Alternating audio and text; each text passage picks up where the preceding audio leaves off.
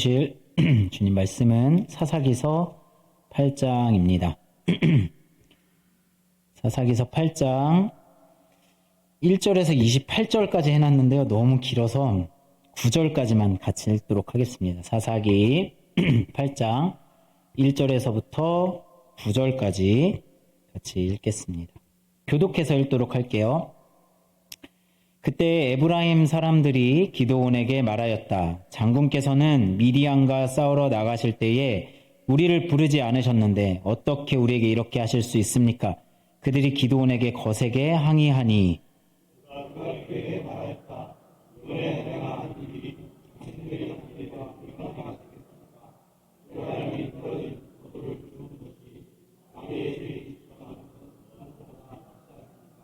하나님이 미디안의 우두머리 오렙과 스앱을 당신들의 손에 넘겨주셨습니다. 그러니 내가 한 일이 어찌 당신들이 한 일에 비교나 되겠습니까? 기드온이 이 말을 하니 그들의 노여움이 풀렸다.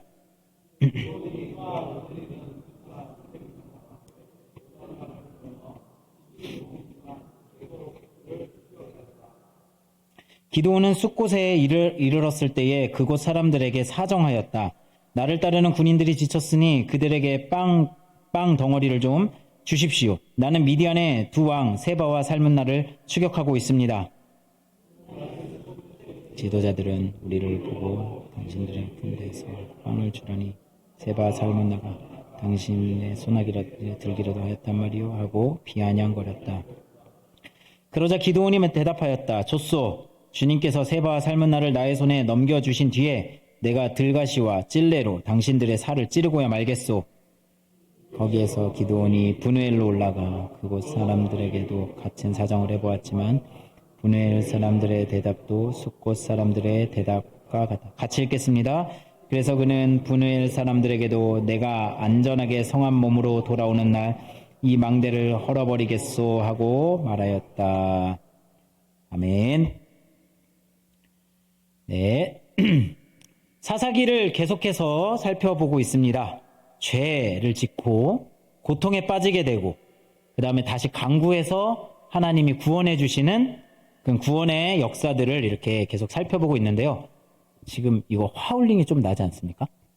조금만 낮춰주셔도 좋을 것 같습니다. 네. 그래서 지금 사사기의 사사들 온니엘, 에훗, 그리고 삼갈, 드보라 보고 기드온을 보고 있는데요. 벌써 기드온만 5번째 보고 있습니다. 5번째씩 너무 오래 하는 것 같은데 오늘이 아마도 마지막 시간이 될 것 같습니다. 기드온. 그래서 기드온 살펴봤는데요. 지금까지 기드온 살펴보시면서 기억이 잘 안 나실 것 같아서 살짝 정리를 한번 하고 가려고 합니다.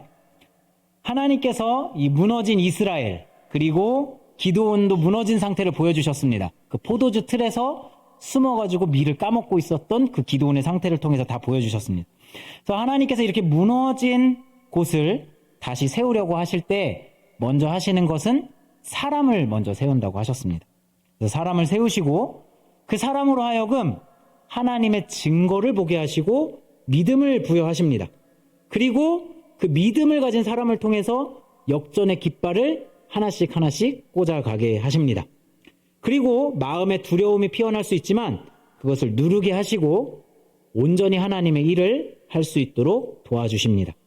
그렇게 해서 기드온과 300용사들을 세우셨습니다. 그리고 우리들의 삶을 살펴봐도 우리를 그렇게 세워오셨다는 것을 알 수가 있습니다.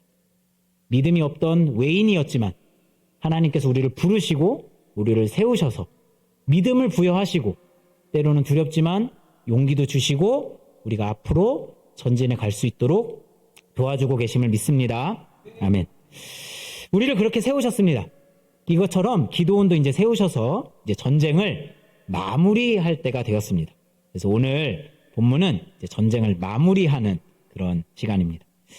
그래서 이제 어떻게 마무리해 가느냐를 이제 살펴볼 것인데요. 그래서 오늘 제목은 피곤하지만 끝까지라는 제목입니다.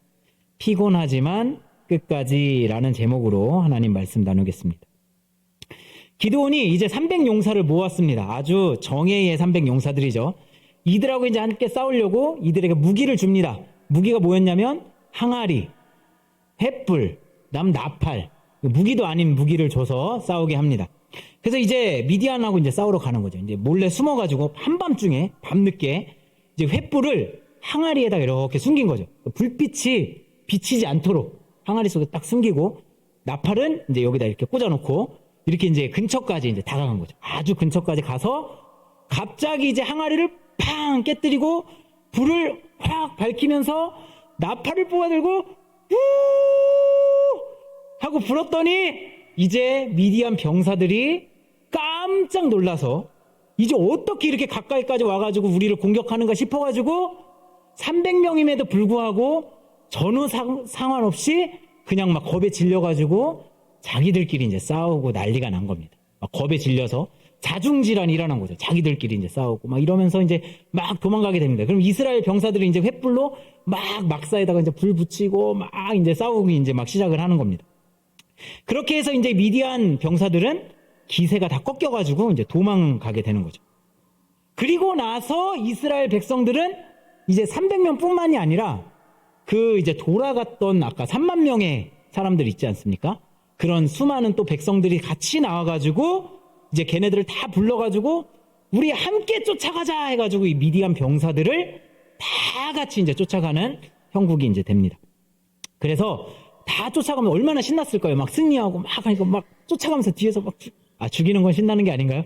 그렇지만 하여튼 신나게 승리를 쟁취하고 막 이렇게 있는 겁니다.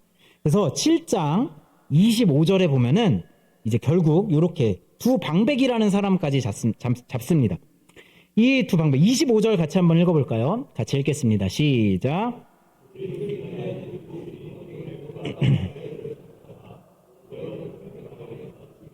셉은 새 포도주 틀에서 죽이고 계속 미디안을 추격하였다. 그들이 오렙과 셉의 머리를 요단강 동편 지역에 있는 기드온에게 가져왔다. 이렇게 이제 표현하고 있습니다. 그래서 오렙과 셉이라는 두 방백, 그러니까 좀 민족의 지도자급인 사람들을 이제 잡은 겁니다. 그래서 이 오렙을 바위 위에서 죽이고 스앱은 포도주 틀에서 이제 죽였습니다. 꼭 이름이 그렇게 죽였을 것 같아요. 왜냐? 오렙 하면 이렇게 때리고 스앱 하고 눌러서 이제 죽였을 것 같은 그런 느낌이 포도주 틀에서 이렇게 눌려서. 그래서 이 죽였던 바위를 오렙 바위, 그리고 죽였던 포도주 틀을 스앱 포도주 틀이라고 이렇게 이름을 지어놓고 이스라엘 백성들이 기념합니다. 시편에도 이것을 기념하면서 찬양하는 승리의 찬가가 나오기도 합니다. 이렇게 승리를 확정 지어 나가고 있는데 이제 계속 추격을 해야 되잖아요. 그런데 이 300 용사들이 피곤해합니다. 8장 4절입니다. 같이 한번 읽어보시겠습니까? 같이 읽겠습니다. 시작. 기드온이 그가 거느린 군사 300명과 함께 요단강을 건너 지친 몸이지만 계속 적들을 추격하였다. 이렇게 이제 된 거죠. 그래서 여기서 오늘 제목이 나왔습니다. 피곤하지만, 지쳤지만 끝까지라는 제목을 붙였는데요. 우리도 영적 전쟁 속에 들어있습니다. 기드온처럼 우리도 직장에서 또 학교에서 또 시험 보느라 고생했죠. 수능도 보고 막 싸워야 되고 영적인 싸움을 해가야 됩니다. 가정에서도 영적인 싸움을 해가야 되고 그런 삶을 살다 보면 피곤합니다. 왜 그렇게 피곤한가? 무엇이 이렇게 영적인 싸움을 피곤하게 했는가? 그거를 오늘 좀 보여준다고 생각을 합니다. 안 피곤하신가요? 저만 피곤한가요? 기뻐야 되는데. 기쁘다. 네, 피곤합니다. 첫 번째는 그 첫 번째 이유가 나오는데요. 사람입니다. 사람 때문에 인생이 피곤합니다. 우리가 인생을 살다 보면 있잖아요. 느끼는 게 있죠. 제일 우리를 피곤하게 하는 것은 사람입니다. 애들도 피곤하게 하고요. 동료도 피곤하게 하고요. 또는 가족도 피곤하게 하고요. 우리를 많이 사람들이 피곤하게 합니다. 사람과 관계를 맺고 소통해 가면서 함께 가는 게 상당히 피곤한 일이죠. 누군가 그랬습니다. 혼자 가면 빨리 가고 같이 가면 멀리 간다. 이렇게 표현했는데 저는 바꿔 말하고 싶습니다. 혼자 가면 자유롭고 둘이 가면 피곤하다. 피곤한. 특히 있잖아요. 마음이 안 맞으면 진짜 이거 힘듭니다. 이것만큼 피곤하고 죽을 맛인 것은 없을 것입니다. 마음을 이제 같이 해야 되죠. 저희 하리만 봐도 유치원 가자, 어린이집 가자 그러면 으악 하고 들어놓습니다. 피곤합니다. 그거 달래가지고 뭐 어쩌게 해가지고 이제 데려가요. 이 힘들죠. 오늘 기도원도 이 영적인 싸움에 임하는데 참 피곤하게 하는 사람들이 이제 나타납니다. 그래서 두 종류의 사람이 오늘 본문에는 나타나는데요. 첫 번째 사람은요, 관종입니다. 관종 아시나요? 나중에 한 번 더 설명해 드릴게요.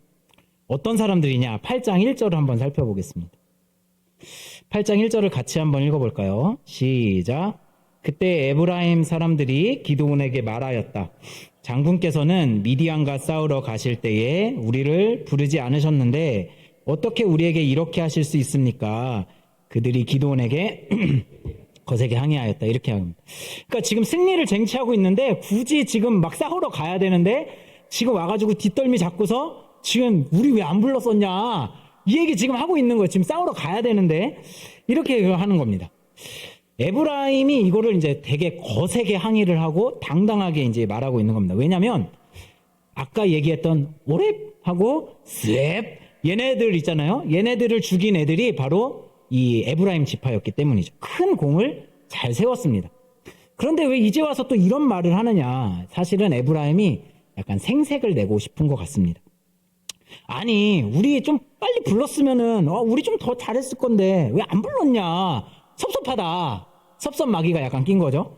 그래서 이거 섭섭하다. 우리 뒤늦게 나타났죠. 에브라임도 뒤늦게 나타났으면서도 좀 뭔가 자기의 공을 좀 생색을 내고 싶은 겁니다. 거기다가 이 에브라임 지파는 사실 이 북쪽 이스라엘 지역의 장자 지파입니다. 대장 지파인 거죠. 그 대장 자리에 있었는데 사실 기드온은 므낫세 지파. 그러니까 동생네예요. 그 동생네가 지금 더 잘 싸우고 지금 막 공을 세우고 있는 겁니다. 대장이 된 거죠. 약간 셈이 난 것도 같습니다. 그래서 이래서 이제 어쨌든 따지러 온 거죠. 그런데 이렇게 하는 마음들이 누구에게나 다 있다라는 생각이 듭니다. 그러니까 저도 저 자신을 살펴보면 얼마나 칭찬받고 싶어 하는지 그게 이제 마음에 가득가득한 것을 이제 보게 됩니다. 조금만 잘하면 잘한다. 칭찬받고 싶어요. 잘한다 소리 듣고 싶고 열심히 했으면 그 인정받고 싶고 그런데 약간 돌아오는 피드백이나 칭찬이 없으면 솔직히 좀 섭섭합니다. 그 에브라임도 지금 막 했는데 지금 이렇게 정신없이 전쟁해야 되는데 자기 칭찬받고 싶은 마음이 막 이러는 겁니다. 어느 날 제가 저희 집에 하리 막둥이를 보면서 제가 하리 같은 겁니다. 요즘 하리가요 자아가 이제 생겨서 하리 이러거든요. 하리 자기 그러면서 자기가 조금 이제 그림 막 이렇게 그리면 하리 막 이래요. 그 그림이라고 보면 낙서예요. 이렇게 막 찌끄려는 거예요. 이렇게 밥도 이제 지가 막 먹습니다. 이제 지가 막 먹겠다고 하는데 제발 지가 안 먹었으면 좋겠어요. 저는. 왜냐면은 다 흘리는 게 반이고 먹는 게 반이고 막 이럽니다. 옷이 막 진창이 되고 막 이러는데 그 뒤치다거리 해줘야 되고 막 그러면서 자기가 먹으면서 하리야 저는 또 어떻게 하리야 잘 먹는다 그러면 짜잔 또 이래요. 또 지가 막 하여튼 칭찬을 엄청 받고 싶은 거죠. 제가 얼마나 하리 같은 마음이 있는지를 이제 살펴보는 겁니다. 성은이 해주라고. 그 일하고 나면은 칭찬받고 싶고 정당한 권리를 받고 누리고 싶은 게 사실 우리의 마음이라는 생각이 듭니다. 근데 예전에는 이런 생각을 하고 있으면 이걸 다 이제 죄라고 이제 막 했죠. 어딜 인정받으려고. 자아가 살아있네. 어디, 죽어야지. 십자가에서. 막 이러면서 이제 칭찬은 독이야. 막 이러면서 이제 절대 칭찬 안 해. 박수도 쳐주지 마. 막 이러면서 이제 신앙을 제가 이제 있었던 교회에서 좀 그랬습니다. 그러니까 정죄를 많이 받. 칭찬 받고 싶은데 안 돼. 칭찬 죄야. 막 이러면서 막 이렇게 했던 거죠. 그럼 우리 하리한테 야 하리 죄인 어딜 감히 하리 이러고 있어. 넌 아무것도 아니야. 죽어야 돼 십자가에서. 하리 죽어. 막 이렇게 해야 되나? 막 이런 생각이 이제. 그런데 이런 똑같은 상황이 에브라임 지파가 또 합니다. 진짜 관종인 것 같아요. 나중에 이 에브라임 지파가 이 입다라는 사사가 나왔을 때 또 쫓아가가지고 아니 왜 우리 뒤늦게 불렀냐, 우리 더 잘 싸울 수 있는데, 또 이런 장면 나중에 더 자세히 보겠지만 미리 말씀드립니다. 왜 안 불렀나 이렇게 합니다. 그랬더니 입다가 어떻게 하는지 아세요? 에브라임 4만 2천 명을 그 자리에서 죽입니다. 쫓아가서. 요거를 한번 잘 비교해 볼 필요가 있습니다. 에브라임 지파를 통해서 우리에게 가르쳐주고 있는 것이 있는데요. 이 에브라임 지파를 정죄하자는 게 아닙니다. 누구에게나 인정이 필요하고 칭찬이 필요하다라는 것을 가르쳐주고 있다는 생각이 듭니다. 요즘 사람들이 아까 관종이라는 표현을 제가 썼는데요. 관종은 관심받고 싶은 종자의 줄임말입니다. 아주 나쁜 말이죠. 저 관심받고 싶은 종자. 그래서 이 이상한 행동을 많이 하거나 막 희한한 행동을 하면서 다른 사람들의 관심을 끌고 싶어 하는 사람을 관종이라고 이제 말합니다. 그러니까 비하해서 쓰는 말이죠. 그런데 저는 모든 인간은 다 관종이라고 생각을 합니다. 이런 사람의 연약함을 우리가 이해할 필요가 있습니다.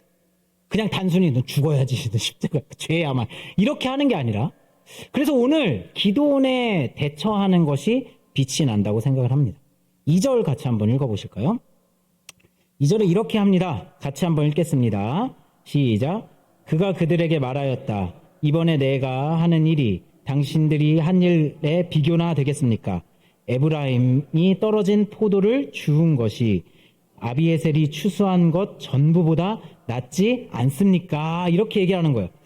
기도원이 뭐라고 하는 거죠 지금? 에브라임 지파요.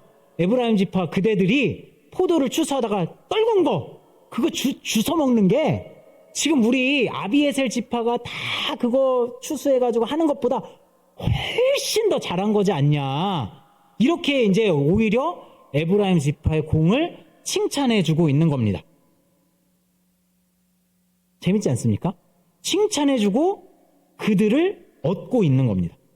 자신의 공로보다, 기드온 자신의 공로보다 에브라임 지파의 공로를 더 높은, 당신들 봐라, 오렙과 스엡 죽이지 않았냐. 당신들이 지금 방백을 죽이고 아주 멋진 일을 했다. 잘했다. 이렇게 했습니다. 그랬더니 3절에 마지막에 이렇게 표현되어져 있습니다. 기드온이 이 말을 하니 그들의 노여움이 풀렸다. 그러면서 지금 기드온은 사람을 얻고 있는 모습을 보여주고 있습니다. 나보다 다른 사람을 높여줄 때, 다른 사람에게 칭찬해주고 격려해줄 때 우리는 사람을 얻게 됩니다. 우리는 얼마나 관종인가요? 내가 일을 했으면 그 일한 만큼 인정받고 칭찬받고 싶은 것, 그게 우리 마음이고 그런 것에 항상 갈급합니다. 그리고 권리를 누리고 싶어 합니다.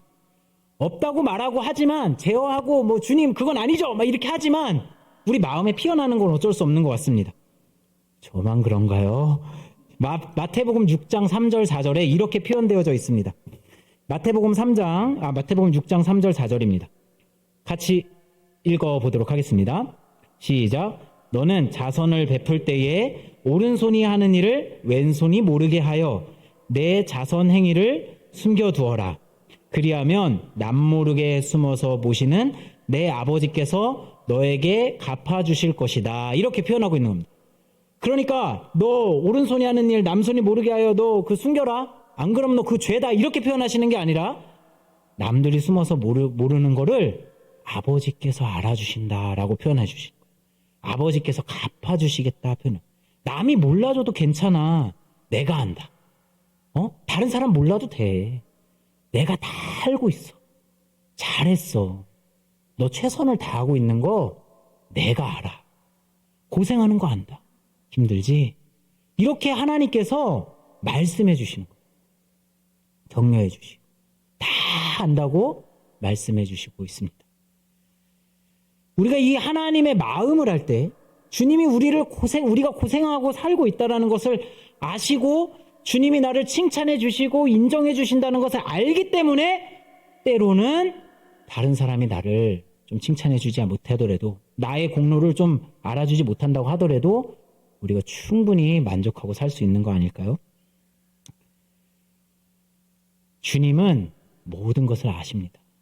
내가 아주 작은 소자에게 베푸는 선행 하나까지도 다 살펴보시고 우리를 인정해 주시고 그 상급을 쌓아두고 계시는 것입니다. 그래서요, 우리가 적용을 해보자면 사람이 서로 관심을 받으려고 하면 정말 힘듭니다.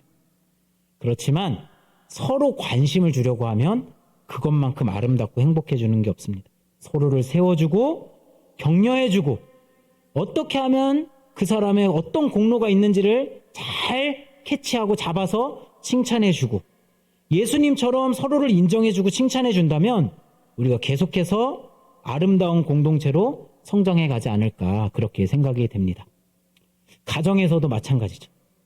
남편과 아내의 모습을 보면 내가 애를 셋을 키워요. 와이프가 남편들한테 하는 말이죠. 그거 얼마나 사실은 비난입니까? 제가 듣는 말인데. 그렇지만 아내를 뭐라고 하는 게 아니라 서로가 서로를 칭찬해 준다면 우리가 더 좋게 잘할 수 있지 않을까 이런 생각이 듭니다. 그래서 우리가 당신의 성공이 곧 나의 성공입니다. 당신의 기쁨이 곧 나의 기쁨입니다. 당신이 잘 된다면 나도 잘 되는 것입니다. 이런 마음을 같이 가지고 우리가 살아내기를 간절히 소망해 봅니다. 피곤하게 하는 두 번째 종류의 사람이 있는데요. 첫 번째 사람이 이제 관종이었다면 두 번째 사람은 이런 겁니다. 도와주지 않으면서도 비아냥거리고 비난하는 사람들이 있습니다. 어제 이제 기드온이 이제 피곤한 몸을 이끌고 요단강까지 이제 건너서 남겨진 미디안을 계속해서 이제 추격해 갑니다. 그런데 이제 너무 피곤한 나머지 숫곳이라고 하는 성에 가가지고 도움을 요청하는 거예요. 그런데 숫곳 사람들이 어떻게 반응하는지 아세요? 5절 한번 읽어보겠습니다. 8장 5절입니다. 같이 읽겠습니다. 시작. 기드온은 숫곳에 이르렀을 때에 그곳 사람들에게 사정하였다. 나를 따르는 군인들이 지쳤으니 그들에게 빵덩어리를 좀 주십시오. 나는 미디안의 두 왕 세바와 살문나를 추격하고 있습니다. 이렇게 이제 표현을 한 겁니다. 그랬더니 이 숫곳 사람들이 6절에 이렇게 표현합니다. 같이 한번 읽어보겠습니다. 6절에 시작. 이 말을 들은 숫곳의 지도자들은 우리를 보고 당신들의 군대에게 빵을 주라니 세바 살문나가 당신의 소나기에 들기라도 하였다는 말이요? 하고 비아냥거렸다. 이렇게 이제 말을 하고 있습니다. 숫곳 사람들이 비아냥거리는 말투로 아니 세바와 살문나가 당신들의 손에 있다는 말이요? 이러면서 이제 비아냥거리는 거죠. 꼭 이렇게 이제 비아냥거리고 비난하는 사람들이 있습니다. 그런데 8절에 보면은 브누엘 사람들도 그렇게 말합니다. 8절에 브누엘이라고 하는 사람들도 숫곳 사람들처럼 그렇게 비슷한 반응을 보이는 거죠. 여기서 기드온이 인정해주거나 칭찬해주지는 않습니다. 오히려 어떻게 하냐면 16절, 17절입니다. 같이 한번 읽어보겠습니다. 시작. 기드온은 그 성읍의 장로들에게 체포한 다음에 들가시와 찔레를 가져다가 숫곳 사람들을 응징하였다. 그리고 그는 브누엘의 망대도 헐고 그 성읍 사람들을 죽였다. 이렇게. 그러니까 기드온의 첫 번째 모습을 보면은 뭔가 용서도 해주고 받아주고 이렇게 할 것 같은데 특별하게 얘네들은 좀 심판을 하게 됩니다. 좀 잘 이해가 안 되는데 여기서 이제 해석이 조금 중요합니다. 그래서 해석을 잘해야 되는데 비난하면 하나님이 다 심판하십니다. 조심하십시오. 무조건 비난은 심판이에요. 비난할 생각도 하지 마십시오. 가시와 찔레로 혼나십니다. 이런 해석은 아닙니다.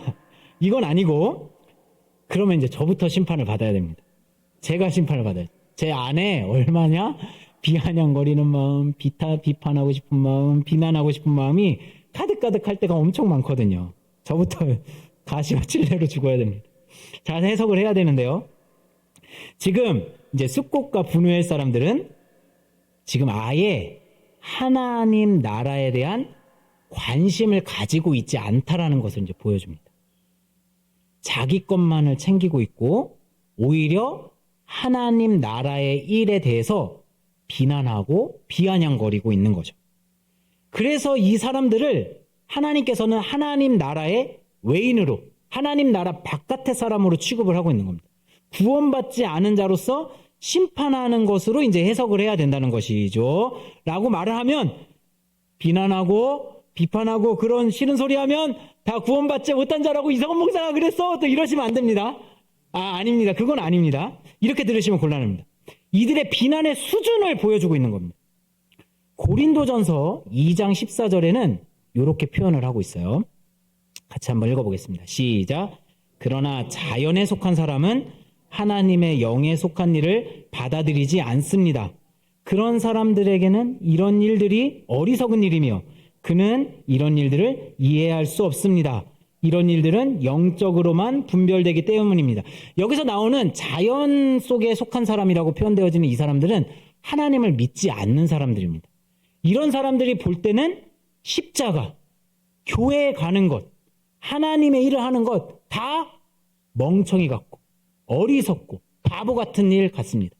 돈 다 벌어가지고 11조 교회에다 바치고 가가지고 맨날 교회에서 뭐 김장한다, 뭐 한다, 뭐 목장 섬겨야 된다, 뭐 가가지고 혼자 교회에 가가지고 뭐 저 뭐 저러고 있는 거야? 바빠 죽겠는데 돈 벌어야 되는데 멍청하고 바보 같은 짓으로 그렇게 보여집니다.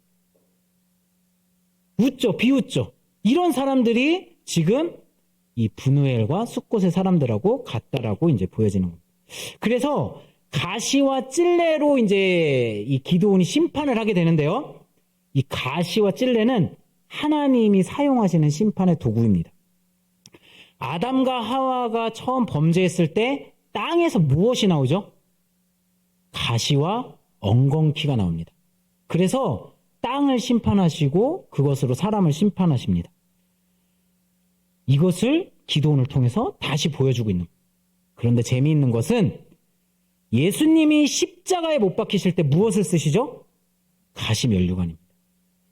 예수 그리스도가 하나님 나라에 관심도 없고 하나님 나라를 비웃으며 비아냥거렸던 과거의 우리의 존재, 하나님 나라의 외인이었던 우리가 받아야만 했던 그런 심판을 예수님이 머리에 쓰고 그 심판을 다 예수님께서 받으시며 우리를 구원하고 계시다라는 것을 성경 전체를 통해서 우리에게 가르쳐주고 있는 것입니다. 우리 안에는 다 비난과 비판의 마음들이 있습니다. 우리 안에 기준들이 있기 때문이죠. 내 마음에 안 들고 내 뜻대로 안 되고 답답하고 이런 것에 대해서 비난하고 싶고 비판하고 싶고 막 하고 싶은 마음들이 다 있습니다. 그런 우리의 죄스러운 마음들을 이제 브누엘과 숫곳 사람들을 통해서 보여주고 있는 것입니다. 다른 사람들을 더 세워주기보다는 비난하고 비판하고 싶은 게 우리의 의의를 더 드러내는 것이죠. 그게 우리의 마음속에 있다는 것을 이제 가르쳐주고 있는 것입니다. 그런 우리를 위해서 예수님이 가시면류관을 쓰시고 심판을 대신 받고 우리를 구원해 주시는 것입니다.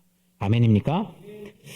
이렇게 숫곳과 브누엘 사람들은 심판을 받았던 것입니다.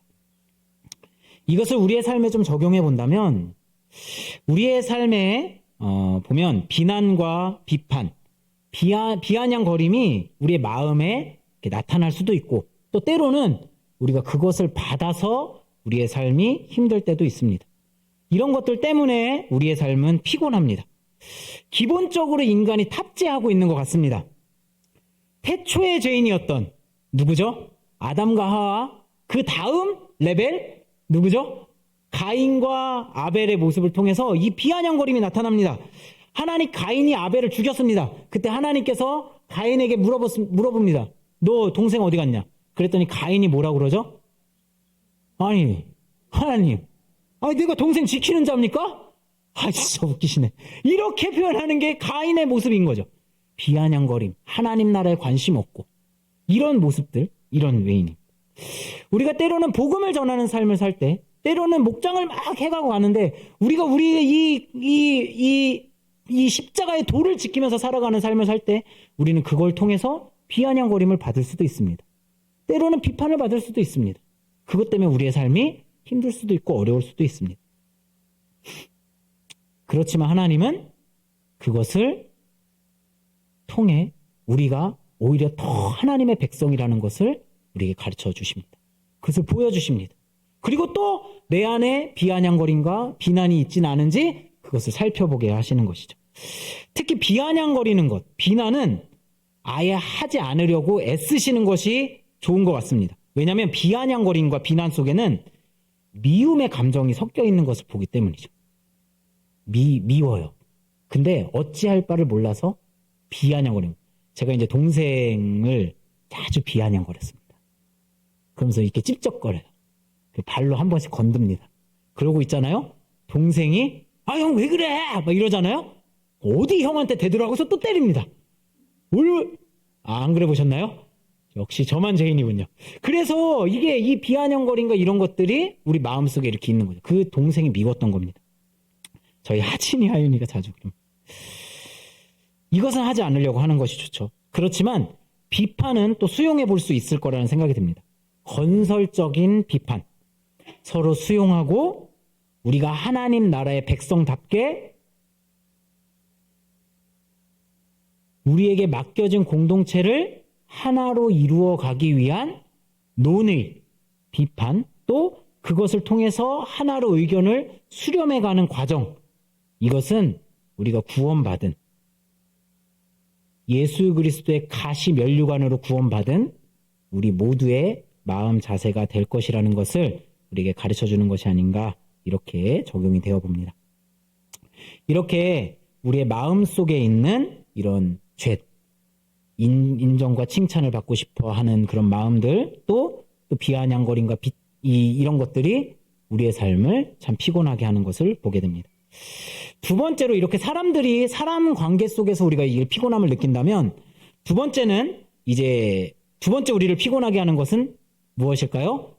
사역입니다. 사역이 피곤하다. 사역자로서 죄송합니다.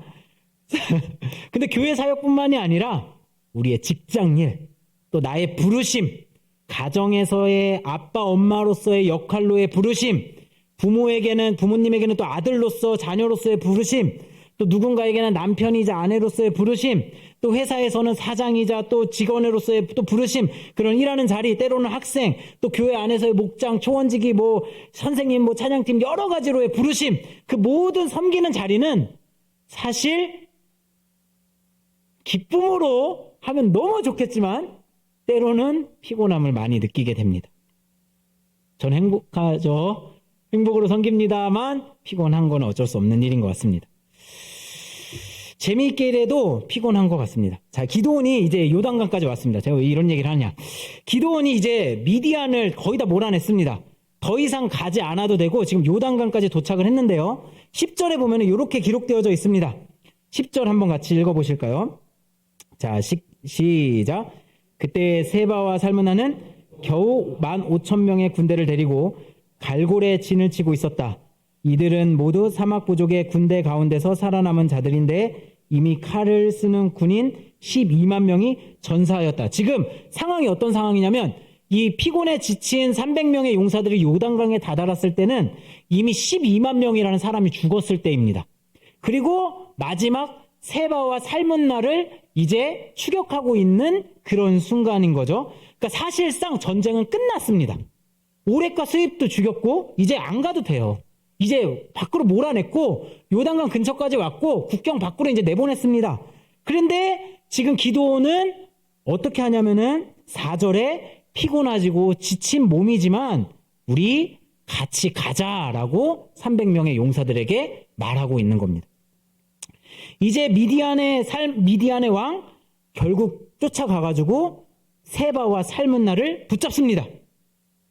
이 세바와 살문나는 미디안들의 왕이었어요. 그러니까 오렉과 스윕보다 좀 더 높은 레벨에 있는 사람들이었습니다.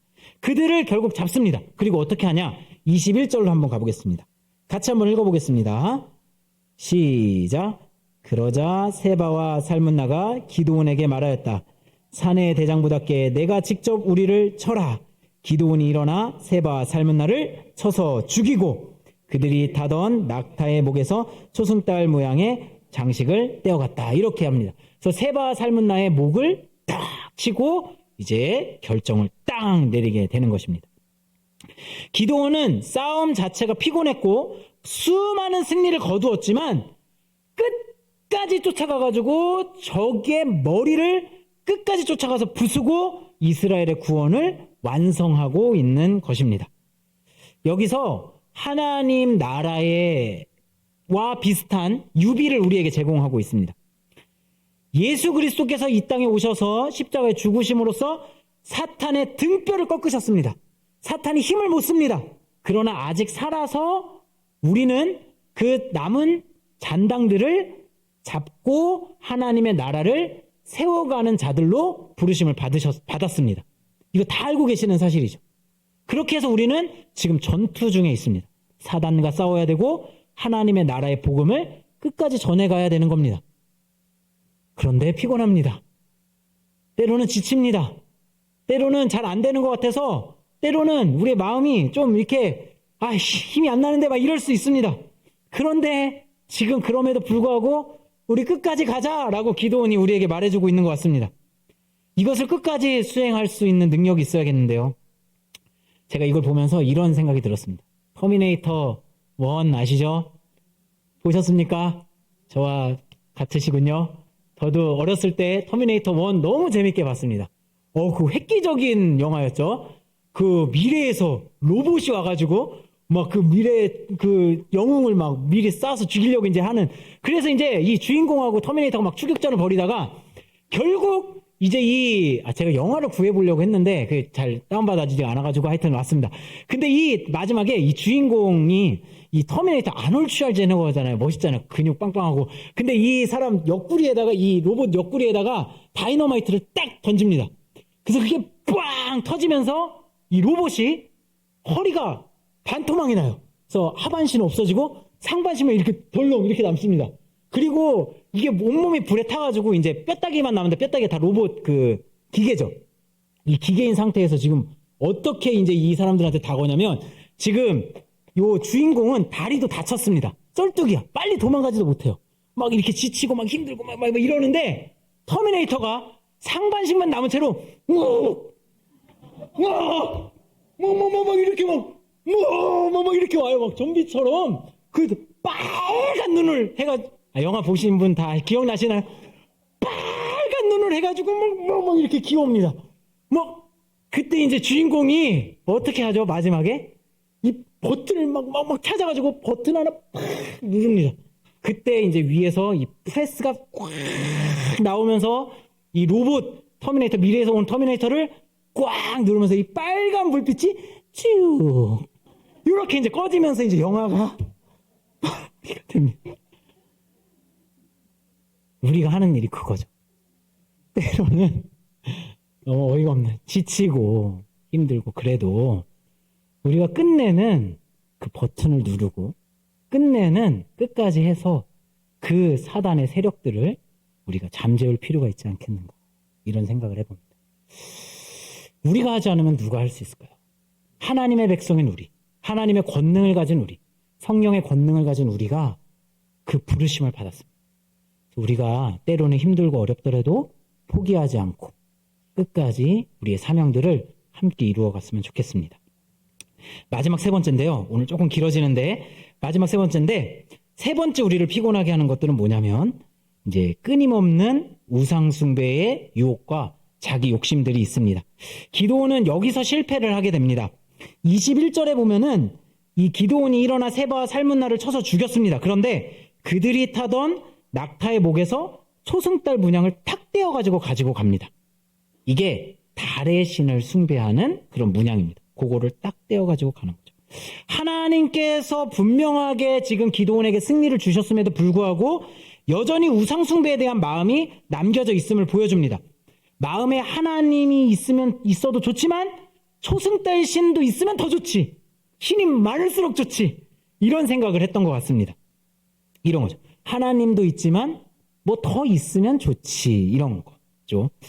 24절 25절에 보면 이렇게 표현되어져 있습니다. 기드온은 말을 계속합니다. 여러분에게 한 가지 청이 있습니다. 각 사람이 얻은 전리품 가운데 귀고리 하나씩을 나에게 주십시오. 그래서 귀고리 달라고 합니다. 그래서 25절에 기꺼이 드리겠습니다 하고서 26절에 금귀고리, 그 밖에 초승달 문양, 또 폐물, 미디안의 왕들이 입었던 자주색 옷, 이거 낙타의 목에 있던 사슬, 이런 거, 그런 장식품들을 기드온이 싹 모아가지고 가지고 갑니다. 이게 이제 기드온이 실패했던 것이죠. 27절에가 이제 결정적인 겁니다. 27절은 같이 한번 읽어보도록 하겠습니다. 시작. 기드온은 이것들을 가지고 에봇 하나를 만들어 자기가 사는 오브라 성읍에 두었다. 그러자 온 이스라엘이 그곳에서 그것을 음란하게 섬겨서 그것이 기드온과 그 집안의 올가미가 되었다. 그러니까 에봇 하나를 만들어서 지금 기드온이 살고 있는 그 집안 오브라에다가 가져다 놓습니다. 에봇은 뭐냐면 하나님의 음성을 돋는 도구 중에 하나입니다. 이게 사실은 하나님의 음성 들어야지 에봇까지 만들어가지고 막 집안에다 놓고 막 되게 좋아 보이는데, 사실은 그렇게 하나님의 뜻을 쫓아 보이는 것처럼 좋아 보이지만 이것은 잘못됐습니다. 왜냐하면 하나님의 에봇은 누가만 가지고 있어야 되냐면 대제사장만 가지고 있어야 됩니다. 그들을 통해서만 하나님의 뜻을 쫓아야 되는 겁니다. 그런데 에봇을 자기 집에다 가져놓는 행위는 하나님을 자기의 소유화하고 싶었던 겁니다. 내가 하나님의 소유가 되어서 하나님의 뜻을 쫓아야 되는데, 하나님을 나의 복주는 도구로 생각하고 나의 소유로 만들어서 하나님이 나를 위해서 일하시도록 그렇게 만드는 행위입니다. 이게 자주 우리 마음에 나타납니다. 내 손에서 이게 막 우리 마음이 어떠냐면, 사실은 우리 마음은 항상 우리의 모든 삶이 내 손 안에서 컨트롤 되는 것을 바랍니다. 이걸 너무 바래요. 내 예상 밖으로 일이 넘어가고 잘못되는 것을 원하지 않습니다. 일하실 때 안 그러십니까? 그 일 터지고 건수 터지면 막 사장님한테 막 혼나기도 하고 막 하여튼 일이 되잖아요. 그게 다 내 컨트롤 안에 들어가고 싶은 게 이제 우리 마음인 거죠. 이거를 좋아합니다. 그래서 이거를 쫓고 추구하고자 하는 마음들이 우리에 있는 겁니다. 제 마음도 그렇죠. 제가 싱글 청소년부 다 손에 쥐고 흔들어가지고 막 부흥시키고 막 내 마음대로 막 이렇게 잘하고 싶고 막 이렇게 막 하고 싶은 마음이 있습니다. 근데 안 돼요. 때로는 좀 안 되고, 때로는 어렵고, 때로는 이렇게 힘들고.